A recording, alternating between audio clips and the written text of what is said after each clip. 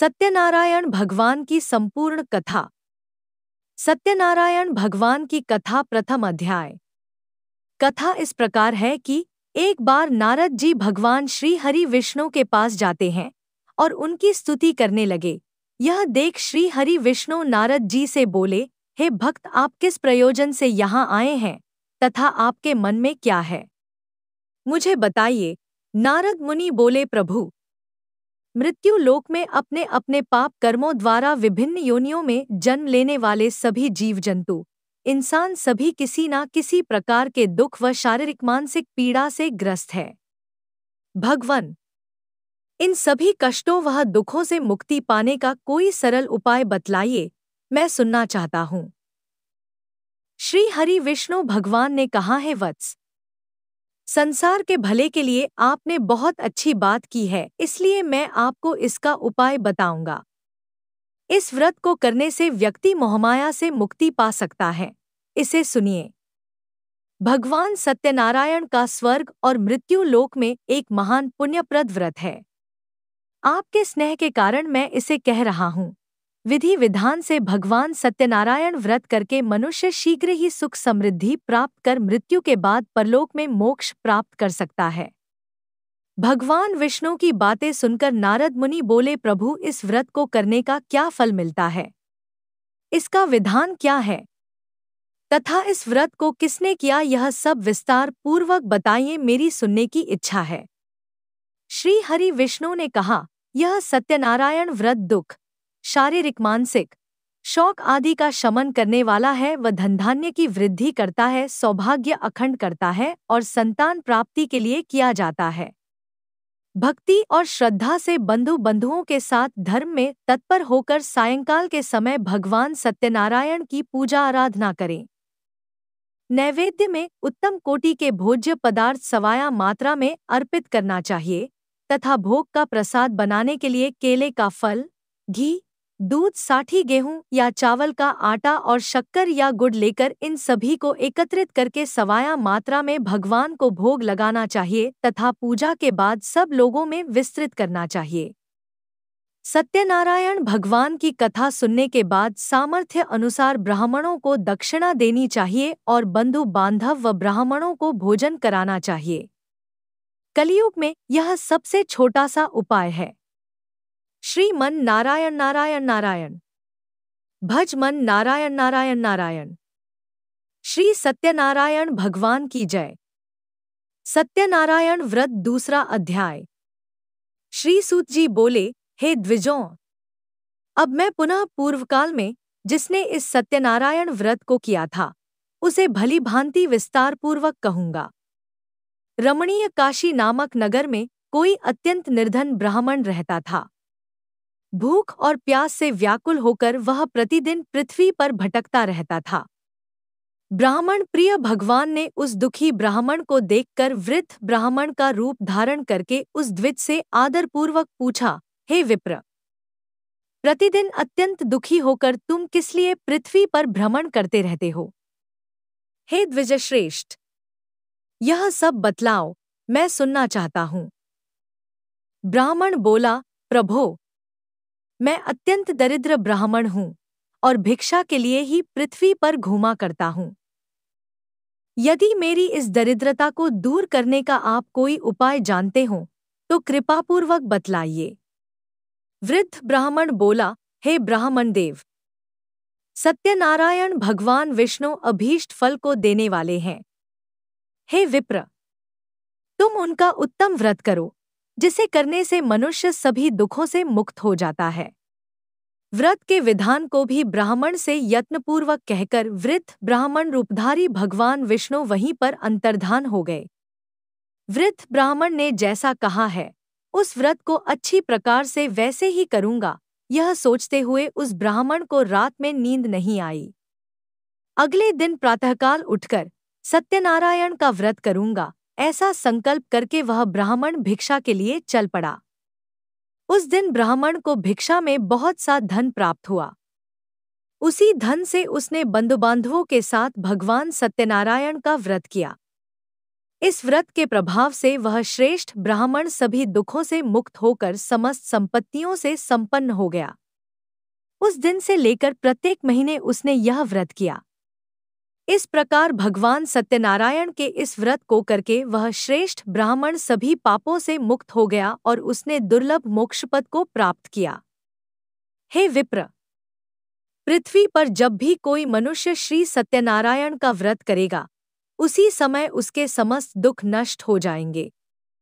हे ब्राह्मणों, इस प्रकार भगवान नारायण ने महात्मा नारद जी से जो कुछ कहा, मैंने वह सब आप लोगों से कह दिया। आगे अब और क्या कहूँ। हे मुने, इस पृथ्वी पर उस ब्राह्मण से सुने हुए इस व्रत को किसने किया, हम वह सब सुनना चाहते हैं। उस व्रत पर हमारी श्रद्धा हो रही है। श्री सूत जी बोले, मुनियों, पृथ्वी पर जिसने यह व्रत किया, उसे आप लोग सुने। एक बार वह द्विजश्रेष्ठ अपनी धन संपत्ति के अनुसार बंधुबांधवों तथा परिवारजनों के साथ व्रत करने के लिए उद्यत हुआ। इसी बीच एक लकड़हारा वहां आया और लकड़ी बाहर रखकर उस ब्राह्मण के घर गया। प्यास से व्याकुल वह उस ब्राह्मण को व्रत करता हुआ देख प्रणाम करके उससे बोला, प्रभो, आप यह क्या कर रहे हैं? इसके करने से किस फल की प्राप्ति होती है? विस्तार पूर्वक मुझसे कहिए। विप्र ने कहा, यह सत्यनारायण का व्रत है, जो सभी मनोरथों को प्रदान करने वाला है।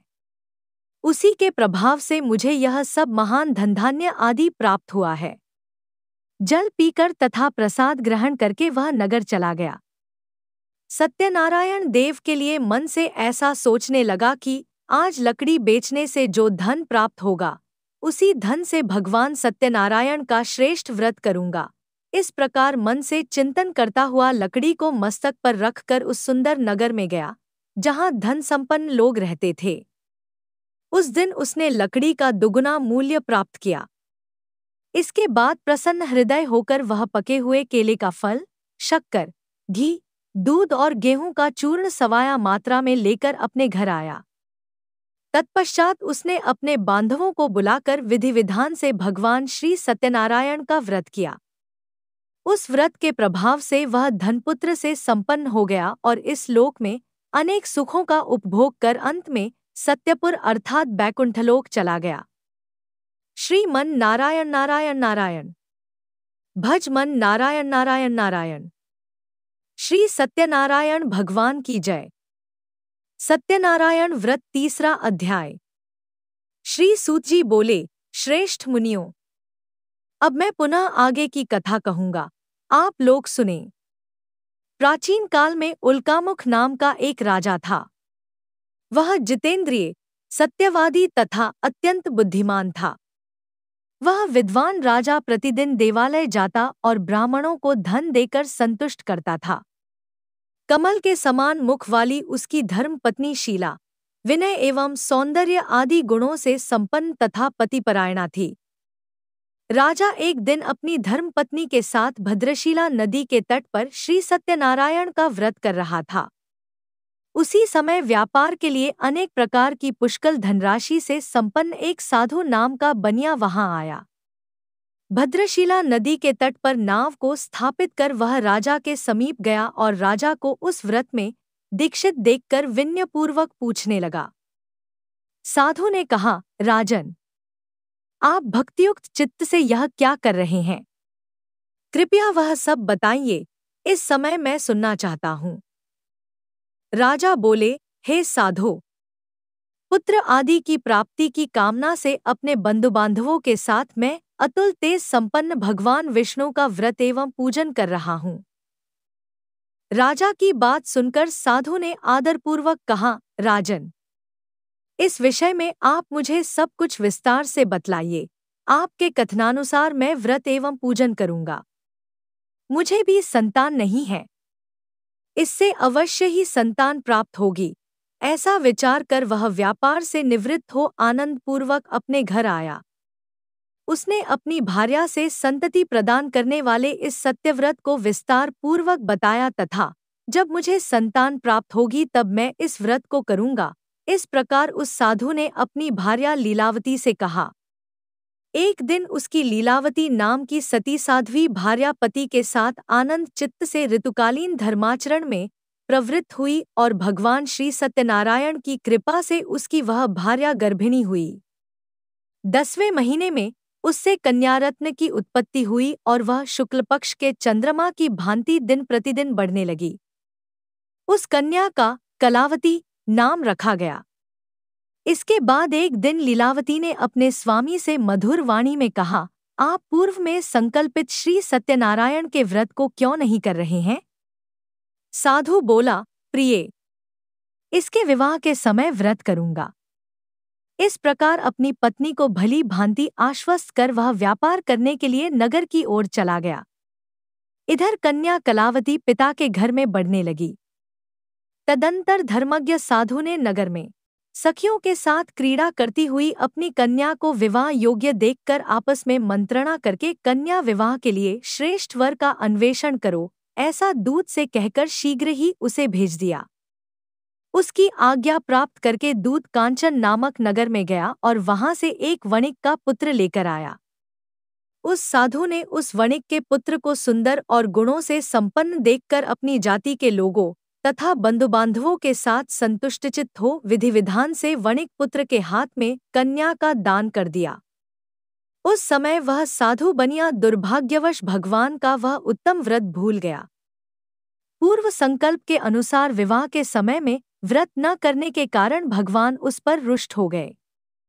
कुछ समय के पश्चात अपने व्यापार कर्म में कुशल वह साधु बनिया काल की प्रेरणा से अपने दामाद के साथ व्यापार करने के लिए समुद्र के समीप स्थित रत्नसारपुर नामक सुंदर नगर में गया और अपने श्री संपन्न दामाद के साथ वहां व्यापार करने लगा। उसके बाद वे दोनों राजा चंद्रकेतु के रमणीय नगर में गए। उसी समय भगवान श्री सत्यनारायण ने उसे भ्रष्ट प्रतिज्ञा देखकर इसे दारुण, कठिन और महान दुख प्राप्त होगा, यह श्राप दे दिया। एक दिन एक चोर राजा चंद्रकेतु के धन को चुराकर वहीं आया जहां दोनों वणिक स्थित थे। वह अपने पीछे दौड़ते हुए दूतों को देखकर भयभीत चित्त से धन वहीं छोड़कर शीघ्र ही छिप गया। इसके बाद राजा के दूत वहां आ गए जहां वह साधु वणिक था। वहां राजा के धन को देखकर वे दूत उन दोनों वणिक पुत्रों को बांधकर ले आए और हर्षपूर्वक दौड़ते हुए राजा से बोले, प्रभो, हम 2 चोर पकड़ लाए हैं, इन्हें देखकर आप आज्ञा दें। राजा की आज्ञा से दोनों शीघ्र ही दृढ़तापूर्वक बांधकर बिना विचार किए महान कारागार में डाल दिए गए। भगवान सत्यदेव की माया से किसी ने उन दोनों की बात नहीं सुनी और राजा चंद्रकेतु ने उन दोनों का धन भी ले लिया। भगवान के श्राप से वणिक के घर में उसकी भार्या भी अत्यंत दुखित हो गई और उनके घर में सारा का सारा जो धन था वह चोर ने चुरा लिया। लीलावती शारीरिक तथा मानसिक पीड़ाओं से युक्त, भूख और प्यास से दुखी हो अन्न की चिंता से दर-दर भटकने लगी। कलावती कन्या भी भोजन के लिए इधर-उधर प्रतिदिन घूमने लगी। एक दिन भूख से पीड़ित कलावती एक ब्राह्मण के घर गई। वहां जाकर उसने श्री सत्यनारायण के व्रत पूजन को देखा। वहां बैठकर उसने कथा सुनी और वरदान मांगा। उसके बाद प्रसाद ग्रहण करके वह कुछ रात होने पर घर गई।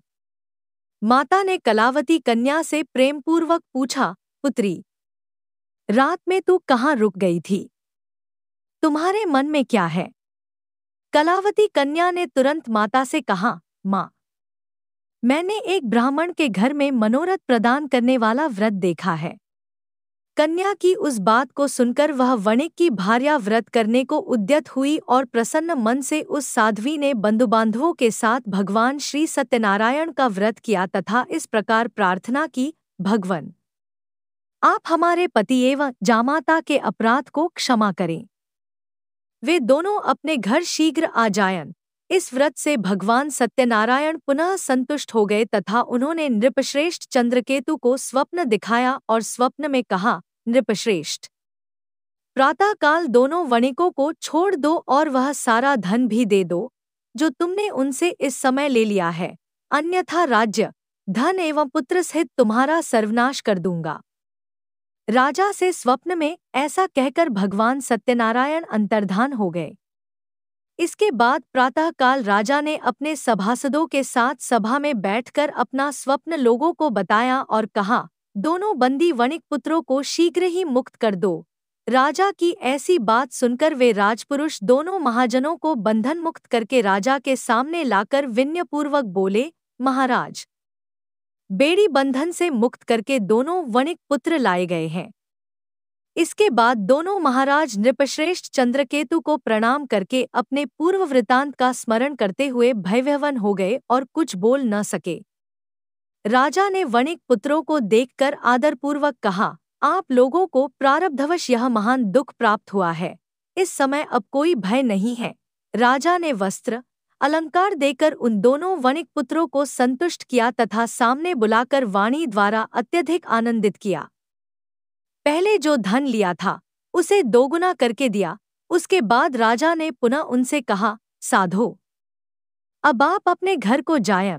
राजा को प्रणाम करके आपकी कृपा से हम जा रहे हैं। ऐसा कहकर उन दोनों महावैश्यों ने अपने घर की ओर प्रस्थान किया। श्रीमन नारायण नारायण नारायण, भज मन नारायण नारायण नारायण। श्री सत्यनारायण भगवान की जय। सत्यनारायण व्रत चौथा अध्याय। श्रीसूत जी बोले, साधु बनिया मंगलाचरण कर और ब्राह्मणों को धन देकर अपने नगर के लिए चल पड़ा। साधु के कुछ दूर जाने पर भगवान सत्यनारायण की उसकी सत्यता की परीक्षा के विषय में जिज्ञासा हुई। साधो, तुम्हारी नाव में क्या भरा है? तब धन के मद में चूर दोनों महाजनों ने अवहेलनापूर्वक हंसते हुए कहा, दंडी सन्यासी, क्यों पूछ रहे हो? क्या कुछ मुद्रा लेने की इच्छा है? हमारी नाव में तो लता और पत्ते आदि भरे हैं। ऐसी निष्ठुर वाणी सुनकर बोले, तुम्हारी बात सच हो जाए। ऐसा कहकर दंडी सन्यासी को रूप धारण किए हुए भगवान कुछ दूर जाकर समुद्र के समीप बैठ गए। दंडी के चले जाने पर नित्यक्रिया करने के पश्चात उतराई हुई अर्थात जल में ऊपर की ओर उठी हुई नौका को देखकर साधु अत्यंत आश्चर्य में पड़ गया और नाव में लता और पत्ते आदि देखकर मूर्छित हो पृथ्वी पर गिर पड़ा। सचेत होने पर वणिक पुत्र चिंतित हो गया। तब उसके दामाद ने इस प्रकार कहा, आप शोक क्यों करते हैं? दंडी ने श्राप दे दिया है। इस स्थिति में वे ही चाहे तो सब कुछ कर सकते हैं, इसमें संशय नहीं। अतः उन्हीं की शरण में हम चलें, वही मन की इच्छा पूर्ण होगी। दामाद की बात सुनकर वह साधु बनिया उनके पास गया और वहां दंडी को देखकर उसने भक्तिपूर्वक उन्हें प्रणाम किया तथा आदरपूर्वक कहने लगा, आपके सम्मुख मैंने जो कुछ कहा है, असत्य भाषण रूप अपराध किया है। आप मेरे उस अपराध को क्षमा करें।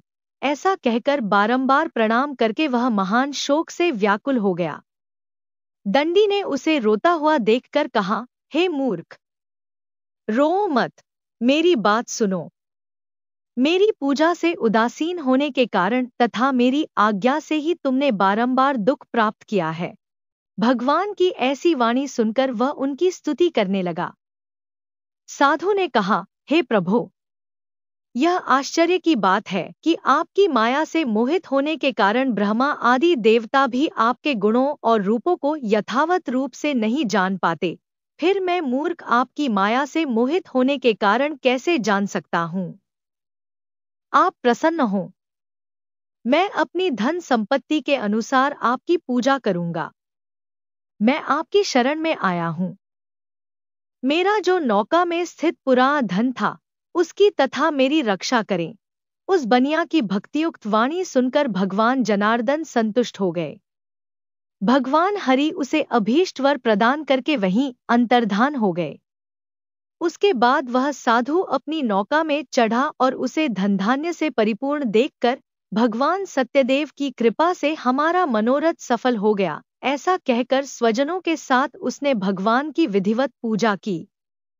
भगवान श्री सत्यनारायण की कृपा से वह आनंद से परिपूर्ण हो गया और नाव को प्रयत्नपूर्वक संभालकर उसने अपने देश के लिए प्रस्थान किया। साधु बनिया ने अपने दामाद से कहा, वह देखो मेरी रत्नपुरी नगरी दिखाई दे रही है।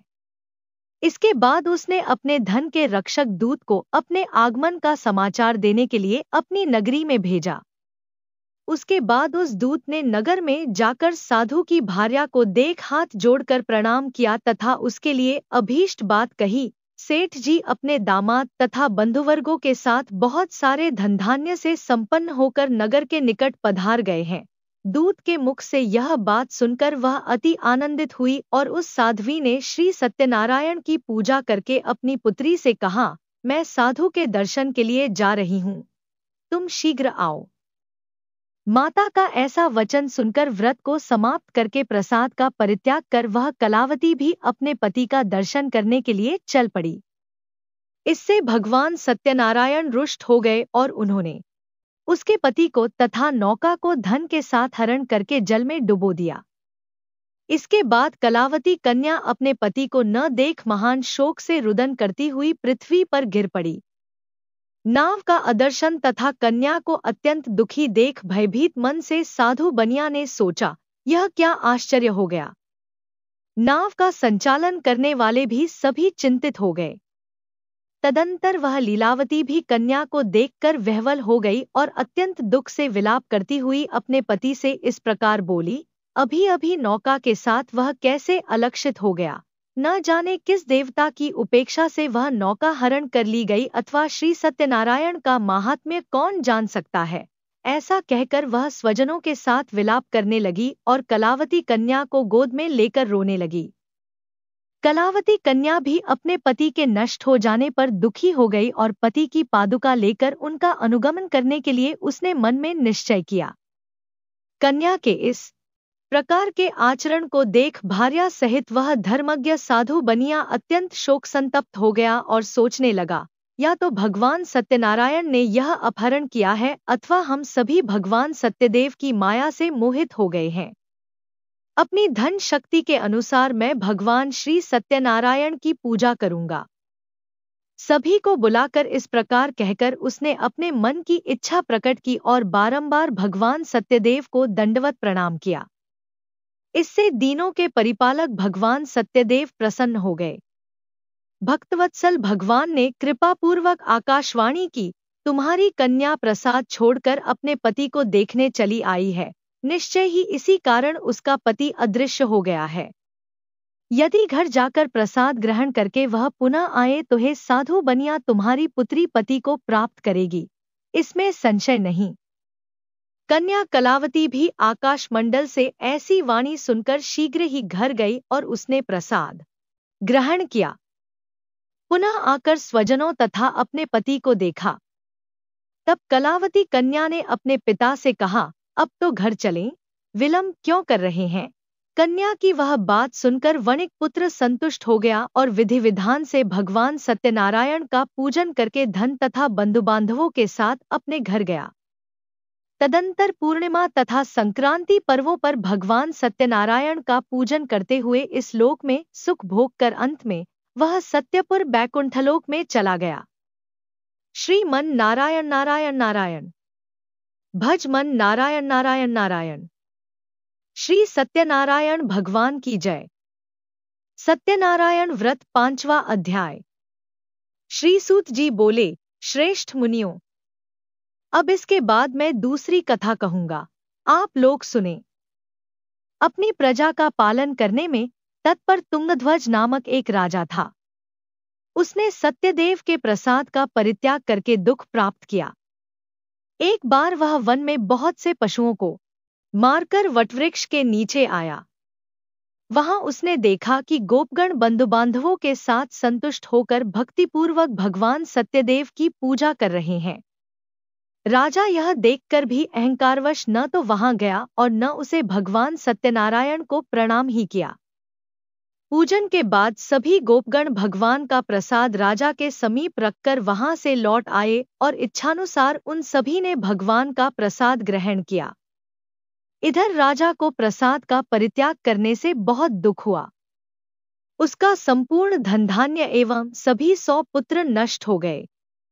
राजा ने मन में यह निश्चय किया कि अवश्य ही भगवान सत्यनारायण ने हमारा नाश कर दिया है, इसलिए मुझे वहां जाना चाहिए जहां श्री सत्यनारायण का पूजन हो रहा था। ऐसा मन में निश्चय करके वह राजा गोपगणों के समीप गया और उसने गोपगणों के साथ भक्ति श्रद्धा से युक्त होकर विधिपूर्वक भगवान सत्यदेव की पूजा की। भगवान सत्यदेव की कृपा से वह पुनः धन और पुत्रों से संपन्न हो गया तथा इस लोक में सभी सुखों का उपभोग कर अंत में सत्यपुर वैकुंठलोक को प्राप्त हुआ। श्री सूत जी कहते हैं, जो व्यक्ति इस परम दुर्लभ श्री सत्यनारायण के व्रत को करता है और पुण्य में तथा फल प्रदायिनी भगवान की कथा को भक्तियुक्त होकर सुनता है, उसे भगवान सत्यनारायण की कृपा से धन धान्य आदि की प्राप्ति होती है। दरिद्र धनवान हो जाता है, बंधन में पड़ा हुआ बंधन से मुक्त हो जाता है, डरा हुआ व्यक्ति भय मुक्त हो जाता है। यह सत्य बात है, इसमें संशय नहीं। इस लोक में वह सभी ईप्सित फलों का भोग प्राप्त करके अंत में सत्यपुर वैकुंठलोक को जाता है। हे ब्राह्मणों, इस प्रकार मैंने आप लोगों से भगवान सत्यनारायण के व्रत को कहा, जिसे करके मनुष्य सभी दुखों से मुक्त हो जाता है। कलयुग में तो भगवान सत्यदेव की पूजा विशेष फल प्रदान करने वाली है। भगवान विष्णु को ही कुछ लोग काल, कुछ लोग सत्य, कोई ईश और कोई सत्यदेव तथा दूसरे लोग सत्यनारायण नाम से कहेंगे। अनेक रूप धारण करके भगवान सत्यनारायण सभी का मनोरथ सिद्ध करते हैं। कलयुग में सनातन भगवान विष्णु ही सत्यव्रत रूप धारण करके सभी का मनोरथ पूर्ण करने वाले होंगे। हे श्रेष्ठ मुनियों, जो व्यक्ति नित्य भगवान सत्यनारायण की इस व्रत कथा को पढ़ता है, सुनता है, भगवान सत्यारायण की कृपा से उसके सभी पाप नष्ट हो जाते हैं। हे मुनीश्वरों, पूर्वकाल में जिन लोगों ने भगवान सत्यनारायण का व्रत किया था, उसके अगले जन्म का वृतांत कहता हूँ, आप लोग सुने। महान प्रज्ञा संपन्न शतानंद नाम के ब्राह्मण सत्यनारायण व्रत करने के प्रभाव से दूसरे जन्म में सुदामा नामक ब्राह्मण हुए और उस जन्म में भगवान श्री कृष्ण का ध्यान करके उन्होंने मोक्ष प्राप्त किया। लकड़हारा भिल गुहों का राजा हुआ और अगले जन्म में उसने भगवान श्रीराम की सेवा करके मोक्ष प्राप्त किया। महाराज उल्कामुख दूसरे जन्म में राजा दशरथ हुए, जिन्होंने श्री रंगनाथ जी की पूजा करके अंत में वैकुंठ प्राप्त किया। इसी प्रकार धार्मिक और सत्यव्रती साधु पिछले जन्म के सत्यव्रत के प्रभाव से दूसरे जन्म में मोरध्वज नामक राजा हुआ। उसने आरे से चीरकर अपने पुत्र की आधी देह भगवान विष्णु को अर्पित कर मोक्ष प्राप्त किया। महाराजा तुंगध्वज जन्मांतर में स्वयंभुव मनु हुए और भगवत संबंधी संपूर्ण कार्यों का अनुष्ठान करके वैकुंठलोक को प्राप्त हुए। जो गोपगण थे, वे सब जन्मांतर में व्रजमंडल में निवास करने वाले गोप हुए और सभी राक्षसों का संहार करके उन्होंने भी भगवान का शाश्वत धाम गोलोक प्राप्त किया। श्री मन नारायण नारायण नारायण, भज मन नारायण नारायण नारायण। श्री सत्यनारायण भगवान की जय।